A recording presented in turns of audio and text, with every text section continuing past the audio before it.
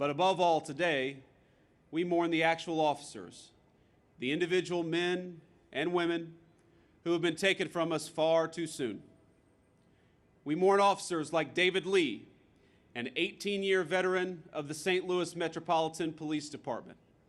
Last September, Officer Lee was responding to a single-car crash on Interstate 70, a highway I've driven a number of times.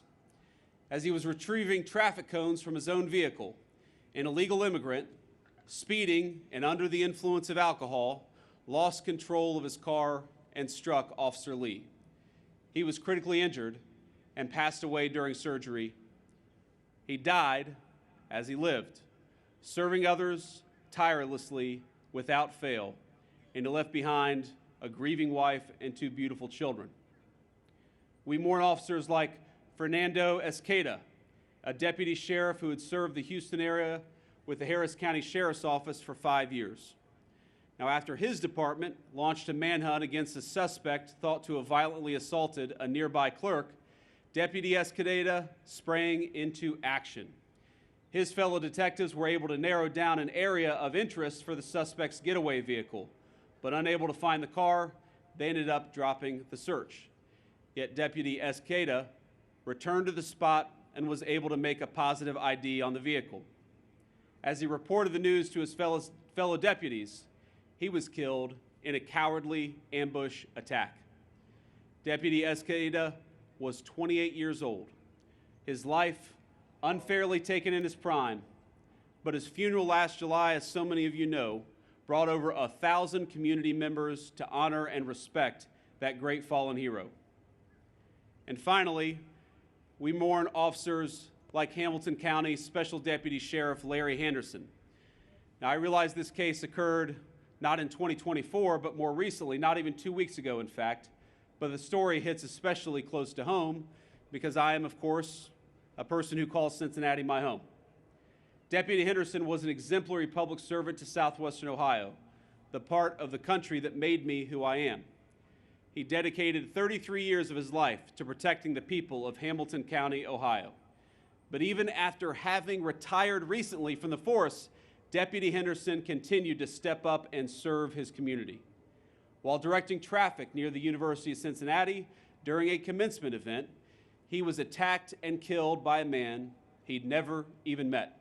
A man who we now know targeted Deputy Henderson simply because he was an officer of the law. Deputy Henderson devoted his career to protecting the lives of complete strangers, only to have a complete stranger take his own. And it's a story all of you know too well and happens too often in our country. Now, that case is now in the courts, where I pray his family gets the swift justice that it deserves. But all of us here today pray for Deputy Henderson, Deputy Esqueda, for Officer Lee, and for the many other peace officers we recognize and honor here today. Their sacrifice was not in vain, but in the furtherance of the most noble ideals and most critical mission of our nation. They laid down their lives to defend safe homes, peaceful neighborhoods, and the quiet order that gives structure and decency to our great American society.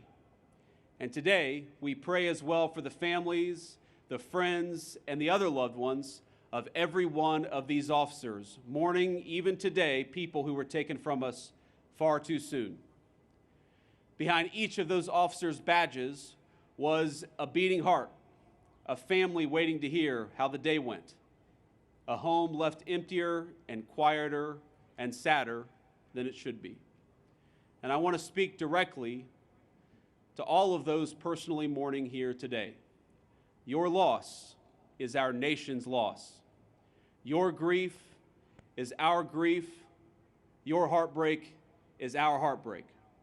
You all feel their absence with a depth and level of pain, of course, that I can't possibly begin to comprehend. But I'm here today to tell you that our administration, and I believe the whole of the American community, stands with you, both as fellow citizens, but also as beneficiaries of the ultimate sacrifice laid down by your loved ones. We love you, and we're grateful to you.